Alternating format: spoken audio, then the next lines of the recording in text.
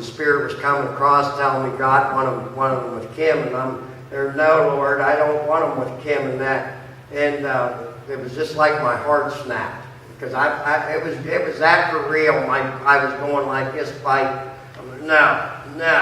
And when he snapped my heart, it was just a loving feeling. When he snapped that down there, he revealed it was Kim. You know, and then he says, I forgive you. What's the difference? And I have a lot of friends of mine who will say, you know, I have a lot of buddies in hell. And I just tremble when they say that. I said, I don't think you really realize what you're going to get into. And I said, if you think it's going to be a party and an orgy down there, you're going to get a rude awakening. And I said, one guy said, he says, I'll have a lot of questions to ask. I said, yeah, I thought I did too. But I said, in 2 seconds, I knew how filthy I was around him, and I was on the floor asking him to forgive me.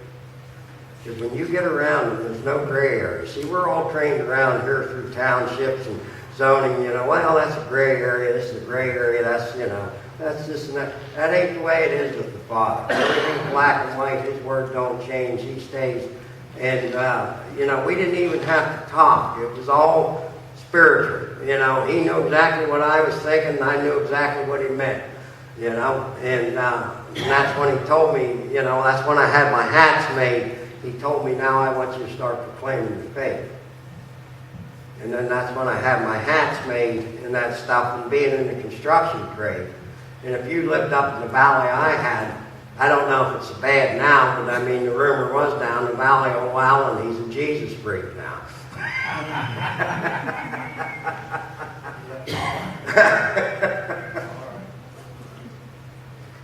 So I just, after that occurrence there, he kept telling me it was Kim, and at that time he moved her out. And my wife said, well, what are we going to do about it? I said, nothing. I said, God will take care of it. And through the course of the time, they got back together again. And so I just laid low and that stuff. Well, then one night she was up there and she started ranting and raving and carrying on. My son was out in the wood house there, and she's carrying on. I told my wife, because I knew the Lord was talking to me, to go up and talk to her.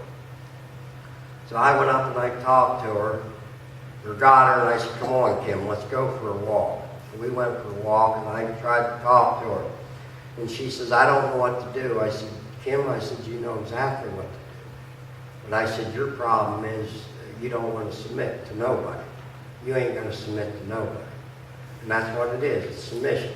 You know, they don't want to submit to the Father. And it's like I told her, I said, Kim, submitting to Him is nothing like submitting to a human being. You're comparing submitting to a spouse or something like that to the Heavenly Father. It's nothing. He's not going to treat you, you know, and He's not going to mislead you. And so through the course of the time, I just kept trying to encourage her and that stuff. And she did get saved. And I just cried and wept, but it didn't stick, because she did it for all the wrong reasons. She really didn't do it with an open heart. And that's what I tried to tell my kids when they finally got saved. You're not going to fool the Father.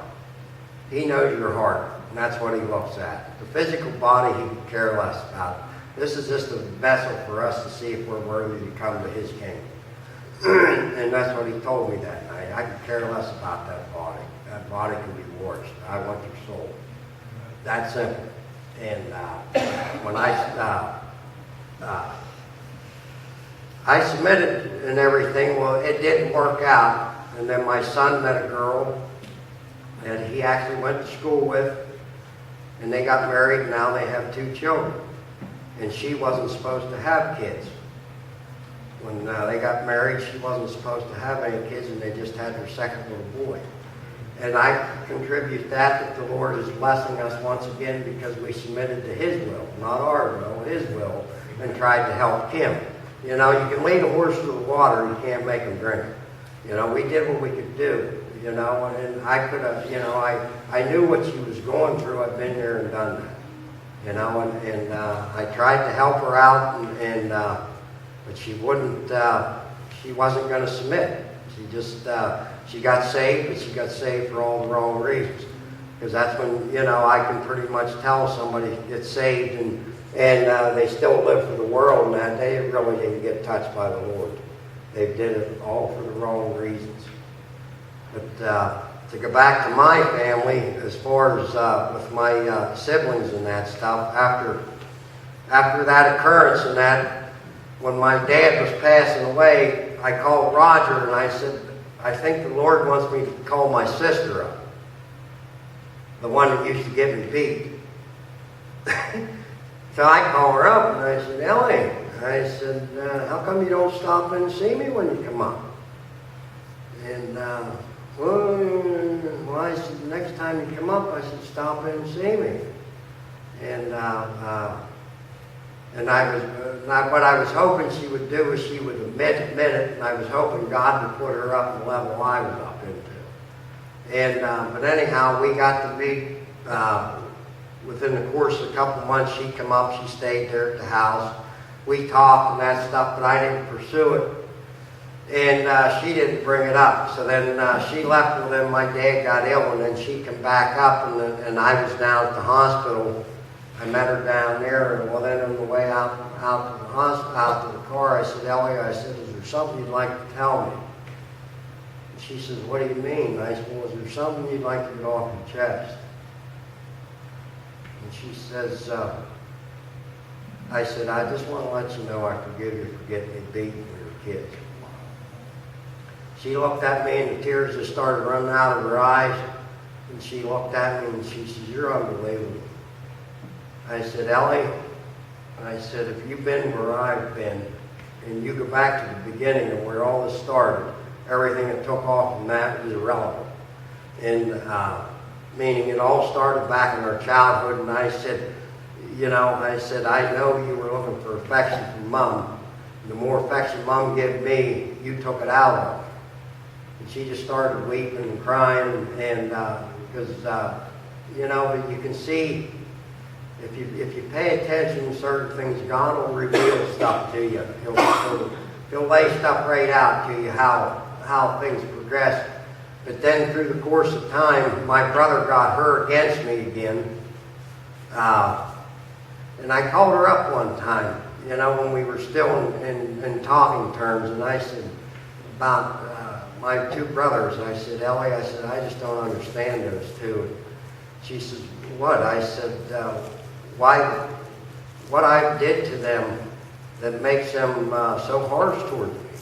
And just like that right out of her mouth, she said, they're jealous.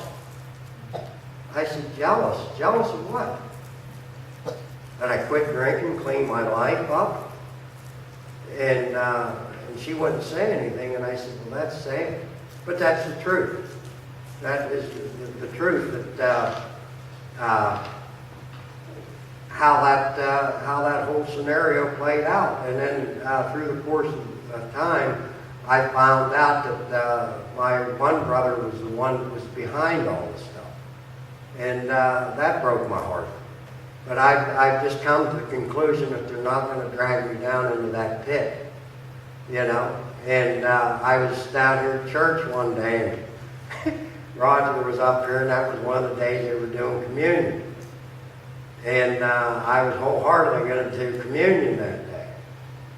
And he says, if there's any thing going on between your siblings and that stuff, and we're right like that, I told him, no, I don't want it. He always has a way between him and the Lord that they sort of, and that's what I tell him. I say, when you see me down here and up here, Raj, the flesh is working on me.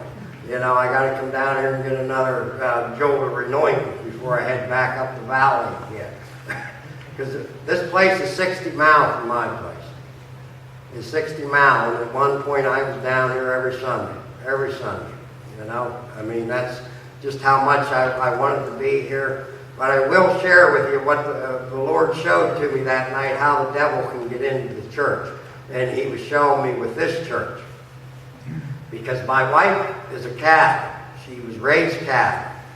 Okay, when I was had that occurrence that night, I said to the Lord about, you know, the Catholic, and because I hate denominations. And that's one thing when I come down to this church, I seen that sign out there, independent. I knew, you know, I hate denominations. I think that's the devil's work to divide a church up. He'll, in the same way, if you even go with like Republican, Democrat, you know, it's a way for them to